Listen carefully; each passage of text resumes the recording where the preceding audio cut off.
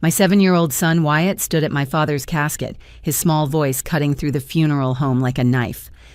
"Step-Grandma Verena, should I tell everyone what you put in Grandpa's heart medicine?" The room froze. 200 guests turned to stare. My stepmother's face went from grief-stricken to ghost white in seconds. "I'm Adeline, and I'm about to tell you how my father's funeral became the scene of a murder confession, though none of us knew it in that moment. I'm 34 years old, a cardiac nurse at Presbyterian General, and a single mother to the bravest little boy I've ever known. That morning, I dressed Wyatt in his only suit, a navy blue outfit we'd bought for his school concert last spring. His copper hair was slicked back with gel, making him look older than his 7 years. I never imagined he'd use that innocent appearance to expose a killer. My father, Gordon, lay in that polished mahogany casket, looking more peaceful than he had in months. At 68, he should have had years left. He was the kind of man who still climbed ladders to clean his own gutters and spent weekends rebuilding vintage motorcycles in his garage. The heart condition he'd developed was completely manageable with medication. I should know because I'd been the one to first notice his symptoms and insist he see a cardiologist 2 years ago. But there stood Verena, my 45-year-old stepmother, draped in designer black that probably cost more than I made in a month. She'd married my father just 3 years ago, sweeping into his life at a grief support group where he'd gone to process my mother's death. With her perfectly styled platinum blonde hair and practiced vulnerability, she'd transformed from a stranger to his wife in less than 6 months. My brother Desmond sat 2 rows behind me, his lawyer instincts probably cataloging every false sob Verena produced. At 36, Desmond had our father's sharp analytical mind and our mother's stubborn streak. His wife Naomi kept a protective hand on his shoulder, knowing how close he'd been to Dad before Verena started limiting our visits. My younger sister Phoebe was on my left, tears streaming down her face. At 31, she still had that optimistic spirit that made her beloved by her 4th-grade students. She'd tried harder than any of us to maintain a relationship with Dad after Verena took control, sending cards and letters, even when her calls went unanswered. The funeral home was packed with Dad's former colleagues from Boeing, where he'd worked as an aerospace engineer for 30 years. His golf buddies occupied one section, men who'd known him since before I was born, but hadn't seen him in the past year, because Verena claimed he was too fragile for his regular Tuesday games. Our extended family filled several rows. Aunt Bertie, my mother's sister, who'd never trusted Verena from day one. Uncle Sterling, Dad's brother, who'd driven up from Portland. Uncle Morris and his wife. Dad's cousins who'd believed every word of Verena's victim narrative. The morning had started with Verena greeting guests at the entrance, accepting condolences with practiced grace. "Gordon's passing was so sudden," she'd repeat, dabbing at her eyes with a handkerchief that never seemed to actually catch any tears. His heart just gave out. The stress of family estrangement weakened him terribly. She'd positioned herself as the devoted wife, the only one who'd stood by him. The flowers she'd chosen were white lilies, which Dad had actually been allergic to. The music playing softly in the background was classical, though Dad had been a jazz man through and through. Every detail she'd selected seemed designed to erase the Gordon we'd known and replace him with her fabricated version. I'd watched her work the room, planting seeds of discord. To Dad's friend Harold, she'd whispered how I'd refused to help with medications. To our cousin Judith, she'd lamented how Desmond only called when he needed money. To anyone who'd listen, she painted a picture of 3 selfish children who'd abandoned their father in his final years. The truth was so different, it made my chest ache. We'd been pushed out systematically. First, our regular Sunday dinners were canceled because they supposedly elevated Dad's blood pressure. Then holiday visits were restricted to 2 hours maximum. Phone calls went unanswered, with Verena later claiming Dad had been sleeping or feeling too weak to talk. She'd built a wall between us and our father, brick by brick, until we were strangers in his life. And now Wyatt, my precious, observant son, stood at that casket with a truth that would shatter everything. I stood in Fletcher's funeral home, watching my stepmother Verena perform what I can only describe as theatrical grief. She had collapsed against my Aunt Bertie's shoulder, wailing about how my father Gordon died because of the stress I caused him. Her black veil trembled with each calculated sob, and I noticed she kept checking to make sure people were watching her performance. Adeline never visited, Verena sobbed to anyone who'd listen. She broke his heart with her coldness. The stress killed him. His own daughter, a nurse, and she couldn't even check on him once a week. My brother Desmond stood rigid beside me, his jaw clenched so tight I worried he'd crack a tooth.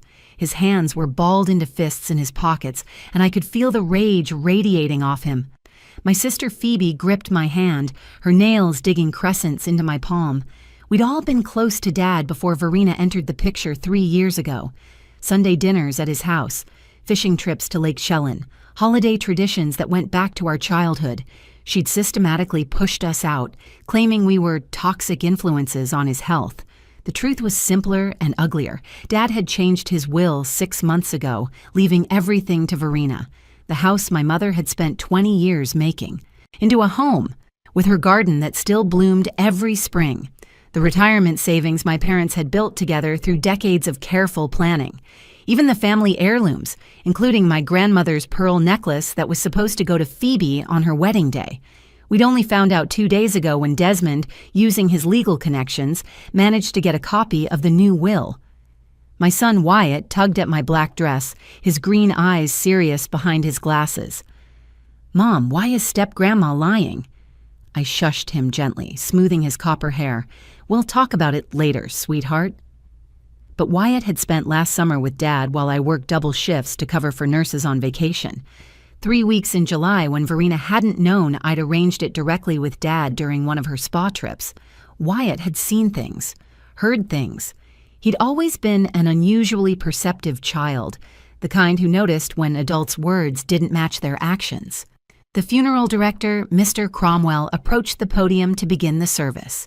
He was a tall, somber man who'd been running Fletcher's for 40 years.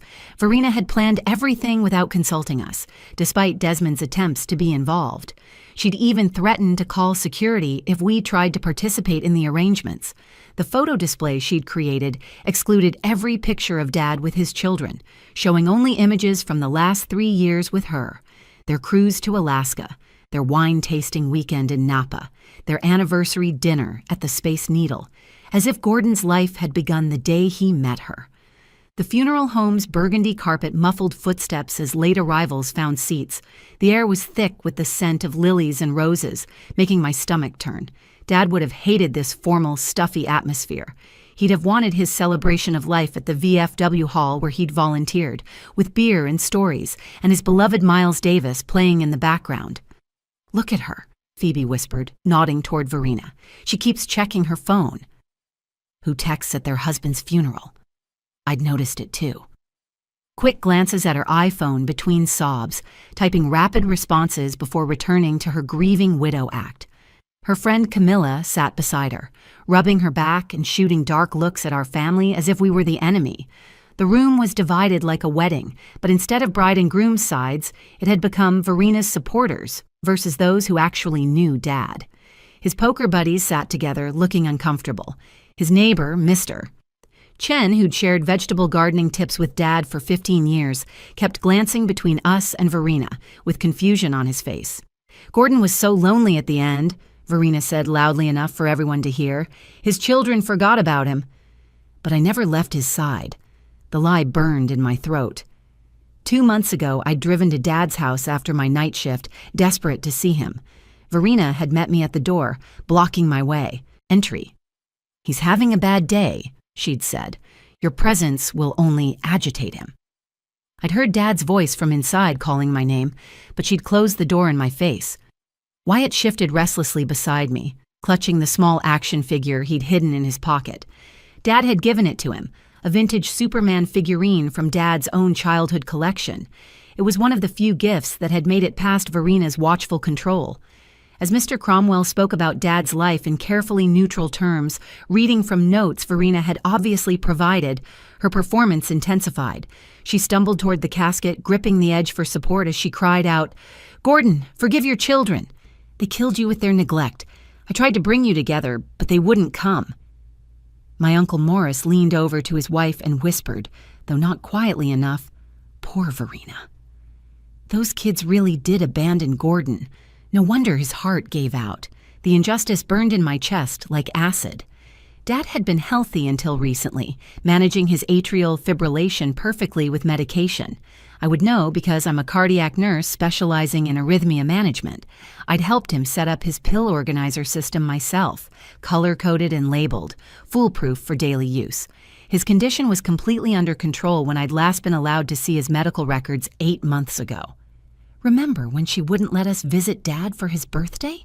Phoebe whispered, her voice cracking with suppressed anger. "Or Christmas," Desmond added bitterly, said we'd upset his blood pressure, then posted photos on Facebook of just the two of them by the tree, making it look like we chose not to come. Verena was now telling my dad's cousin Judith how I'd refused to help with Dad's medications, gesturing dramatically with her tissue. Adeline's a nurse at Presbyterian General, but she couldn't even be bothered to check on her father's prescriptions. I had to manage everything alone. The pill schedules, the doctor appointments, the insurance calls. Where was his daughter with her medical degree then? That was a complete fabrication. She'd specifically forbidden me from handling Dad's medications, claiming I was interfering and confusing Gordon with too many opinions. She'd even changed pharmacies from the CVS near my hospital to a small independent pharmacy across town, so I couldn't access his prescription history through my hospital network. When I'd offered to attend his cardiology appointments, she'd scheduled them during my shifts, then told everyone I couldn't be bothered to take time off work. Wyatt pulled my sleeve again, more insistently this time. "Mom, I really need to tell you something about step-grandma and grandpa's medicine." "Not now, sweetie," I whispered, though his urgency sent a chill down my spine. Wyatt wasn't a child who sought attention unnecessarily. Verena's friend Camilla stood up, smoothing her designer dress. "I'd like to say something about Gordon's final days." She walked to the front with practiced confidence, shooting our family a cold look that made my sister flinch. "I visited Gordon several times in his last month. Verena was the only one there. While his children lived their busy lives, pursuing their careers and social calendars, she held his hand through every doctor's appointment, every sleepless night, every moment of pain." Desmond's wife, Naomi, grabbed his arm to keep him seated as he started to rise. I could see the muscle in his jaw working, the way it had since we were kids when he was trying not to explode. "That's not true," Wyatt said, louder this time, causing several people nearby to turn and look. Camilla continued, her voice dripping with false sympathy. "Verena gave up her career, her social life, everything to care for a man whose children couldn't spare an hour a week. She loved him when his own family wouldn't." The narrative was being cemented with every word, every sympathetic nod from the audience. We were being painted as the villains in our own father's funeral, and there was nothing we could do without looking like we were making a scene at a grieving widow's expense. My phone vibrated with a text from Desmond. "After this is over, we're getting a lawyer." This is defamation. But the damage was being done in real time. I could see Dad's former colleagues exchanging glances, reevaluating everything they thought they knew about Gordon's children. Mrs. Henderson from Dad's church was shaking her head sadly at us. The story was taking root. 3 selfish children who'd abandoned their father to die alone, except for his devoted second wife. "Grandpa tried to call Mom 27 times last month," Wyatt announced suddenly, his voice carrying across a break in Camilla's speech. "I saw his phone when I visited." Step-grandma deleted the calls from the log, but I know how to check the phone company records. Grandpa showed me. Verena's head snapped toward us, her tear-stained face suddenly sharp with attention. The child is confused. Children make up stories when they're grieving. Perhaps Adeline should take him outside for some air. But something had shifted in the room. People were looking at Wyatt now, really looking at him, and then at Verena, with the first hints of uncertainty. Father's brother, Uncle Sterling, approached the microphone next. He adjusted his glasses and pulled out a folded paper from his jacket pocket. "I remember when Gordon first introduced us to Verena. He was like a teenager in love, calling me at all hours to talk about this wonderful woman he'd met. She brought light back into his life after Margaret passed, My mother, Margaret, had died 5 years ago from pancreatic cancer. Dad met Verena at a grief support group held at the Riverside Community Center, or so she claimed. Desmond had discovered through his investigator that she'd attended multiple support groups across 3 counties, always targeting recent widowers with substantial assets. She'd been married twice before, both elderly men who died within 2 years of marriage, leaving her everything. Uncle Sterling continued reading from his prepared notes. Verena gave Gordon a reason to smile again. She cared for him with such devotion that we, his family, should be grateful she was there, when apparently no one else could be. The word stung because Uncle Sterling had tried to visit Dad just last month. Verena had turned him away at the door, claiming Dad was too ill for visitors. She told Sterling that Dad didn't even recognize people anymore, though I knew from a neighbor that Dad had been seen working in his garage that same afternoon. Verena stood up, wobbling dramatically as if overcome with grief. She made her way to the podium, gripping it for support. "I just want to say," she began, her voice cracking with practiced precision. Gordon's last words were about forgiveness. He wanted his children to know he forgave them for choosing their careers over family. He understood that Adeline had her important nursing job, that Desmond had his law practice, that Phoebe had her teaching. He didn't blame them for having no time for an old man. The lie was so bold, so calculated, that I felt Phoebe's sharp intake of breath beside me. Dad would never have said that. He'd been proud of our careers, had celebrated every promotion, every achievement. He'd kept Phoebe's Teacher of the Year article framed on his refrigerator and had told everyone about Desmond winning his latest case. That's when something changed in Wyatt's posture. His little body went rigid, and before I could stop him, he wiggled free from my grip with the determination of a child on a mission. He marched straight down the center aisle toward the casket, his dress shoes clicking against the floor with each deliberate step. The sound echoed in the sudden silence that fell over the room. "That's not true," Wyatt announced, his clear child's voice carrying to every corner of the funeral home. Grandpa's last words were, "Tell Adeline about the pills." I was there. I heard him. Verena's face flushed deep red, then went pale. The child is confused. He's grieving. Children don't understand death and make up stories to cope.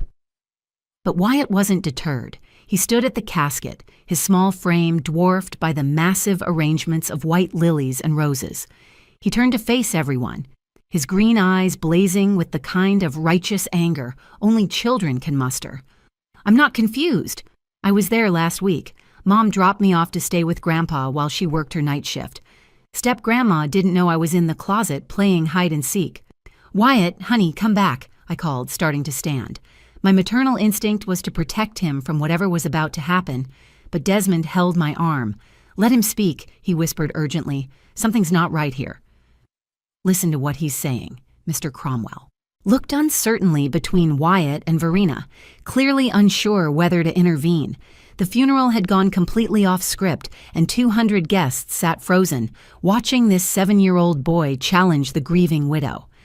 "I saw things," Wyatt continued, his voice growing stronger. "I heard things. Grandpa knew I was there in the closet. He told me to stay hidden and remember everything. He said it was important, that someone needed to know the truth." Verena's friend Camilla stood up. "Someone needs to remove this child. This is highly inappropriate and disrespectful to Gordon's memory." But Uncle Sterling raised his hand. "No, let the boy talk. If Gordon told him something, we should hear it." The room had divided into 2 camps now.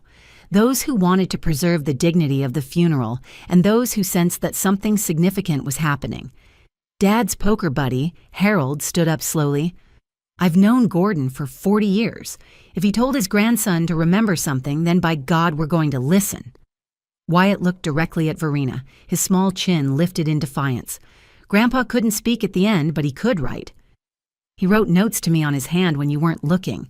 Wyatt looked directly at Verena, his small face set with determination that reminded me of my father. "Step-Grandma, should I tell everyone what you put in Grandpa's heart medicine?" The funeral home erupted. Gasps rippled through the crowd like a wave. People shifted in their seats, leaning forward. Someone dropped a hymnal, the thud echoing in the shocked silence that followed. Verina's perfectly grieving face transformed into something else entirely, raw panic mixed with rage.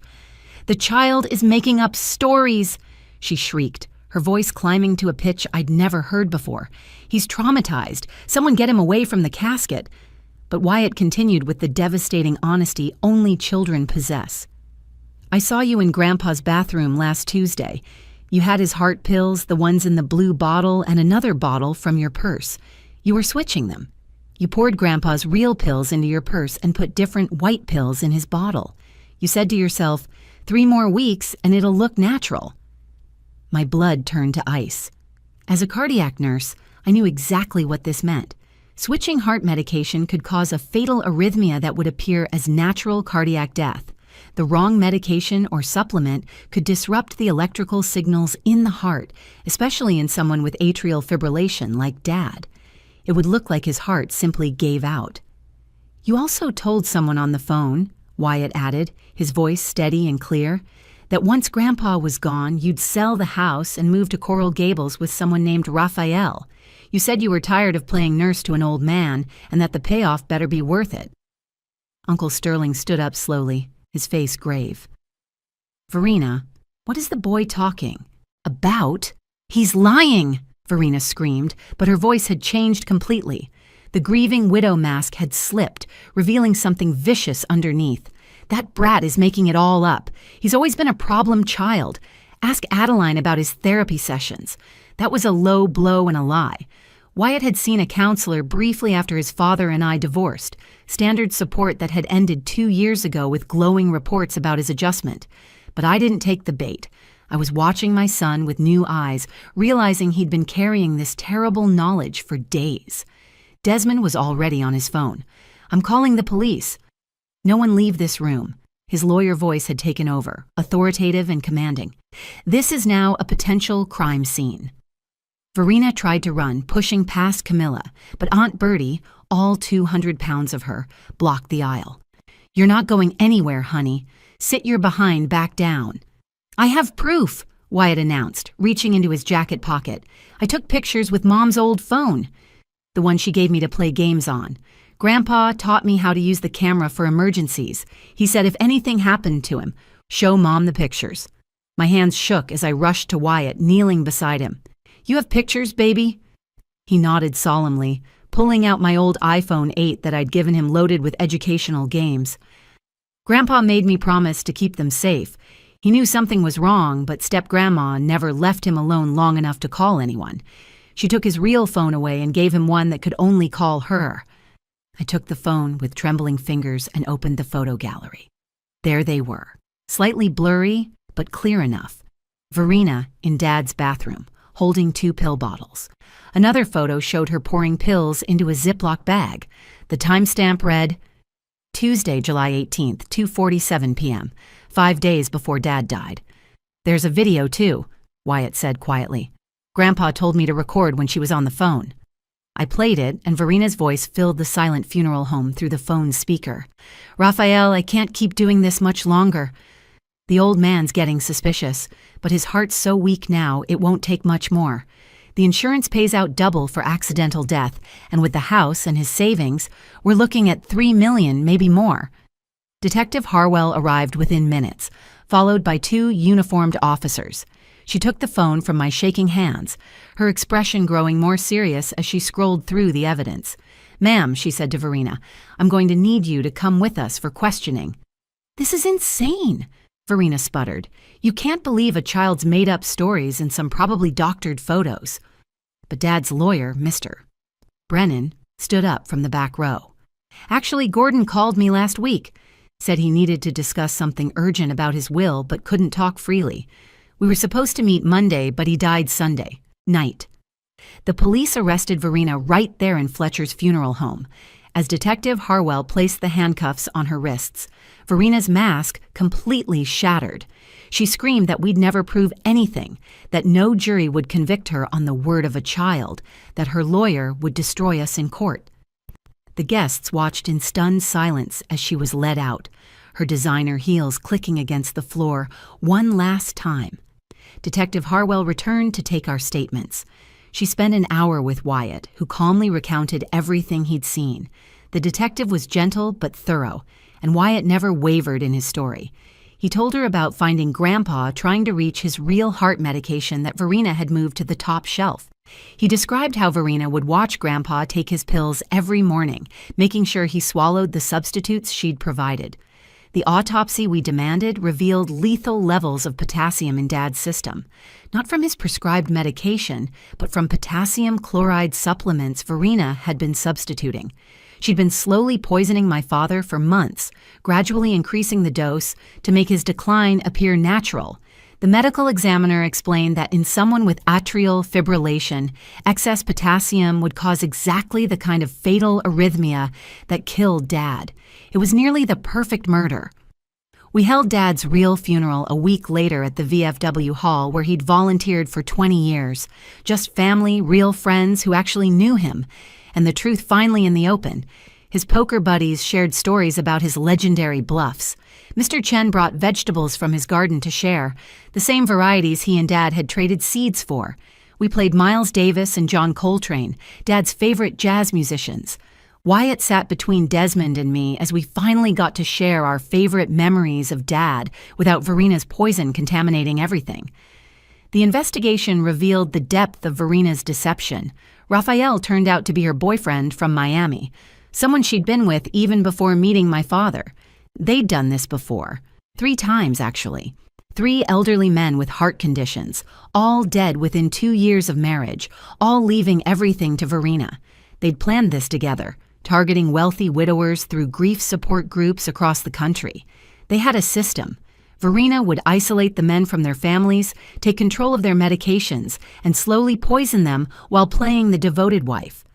The will was voided due to undue influence and murder. Dad's original will, leaving everything equally to his children, was reinstated. But more importantly, we got justice for our father. The house went back to being the home Mom and Dad had built together. We found all the family photos Verena had hidden in the attic, years of memories she'd tried to erase. Phoebe got grandmother's pearl necklace. Desmond took Dad's tools and vintage motorcycle. I kept his jazz collection and his engineering notebooks filled with designs and ideas. That night, after the real funeral, as I tucked Wyatt into bed, he asked, "Mom, why didn't Grandpa just tell someone what she was doing?" I smoothed his copper hair, thinking carefully about my answer. Sometimes bad people are very good at making sure good people can't ask for help. But Grandpa was smart. He knew you were brave enough to do what he couldn't.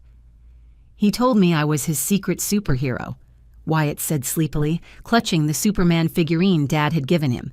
"You are, baby. You saved your grandpa's honor and got him justice. Not all heroes wear capes. Sometimes they wear their Sunday best and speak truth when everyone else is believing lies." 6 months later, Verena was sentenced to life in prison without parole. Raphael got 25 years as an accomplice. During the trial, 2 other families came forward with suspicions about their father's deaths. The investigation expanded to 3 states. Verena and Raphael had killed at least 5 men using the same method, stealing over $8 million in inheritance.